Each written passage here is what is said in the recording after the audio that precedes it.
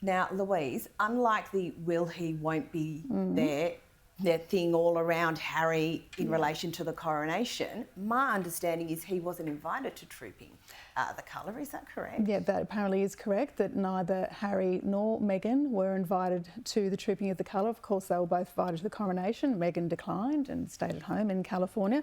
Look, I think it's really sad, and I think it really does, again, draw into focus the deterioration of the relationship with his father. I mean, the Trooping the Colour is about the King's birthday, as you know, but also in the UK it's Father's Day today as well. The fact that he's not even around for the weekend to see his dad on, you know, quite an emotional day, I would think. Some people would think it's a holiday, but the fact that Harry's not there and in situ with his dad and the rest of his family is, I think, very sad indeed. But, you know, he's made his bed and now they're lying in it, really.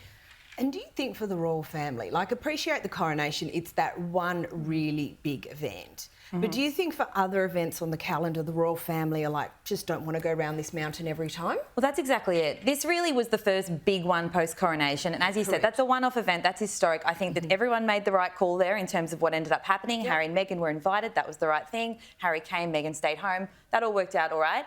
I do think that this is the line in the sand, though. You know, they stepped back quite a few years ago. There's been a lot going on since then. And I think Charles needs to make it very clear now, this is the policy going forward. We can't keep having the will they, won't they. That pulled so much focus in the lead up to the coronation. And this needs to be how it continues now, which is they've gone to do that. That's fine, I guess, if they don't keep talking about it endlessly. But, you know, now that's happened and these royal events need to continue and we need to focus on the people that are there and are working and are part of it. And what was interesting is even though that did dominate the proceedings before the coronation, as soon as the coronation started, it's like none of that ever mattered. It was interesting, It was interesting how Harry arrived and he took his seat behind Anne's feather and then that was kind of the end of it. And I thought that was really interesting how quickly that just disappeared. Absolutely. And you couldn't tell that was going to happen until it did. And it was, and yeah, on the day it just went, okay, this is what we're here for, the coronation. And then he was gone.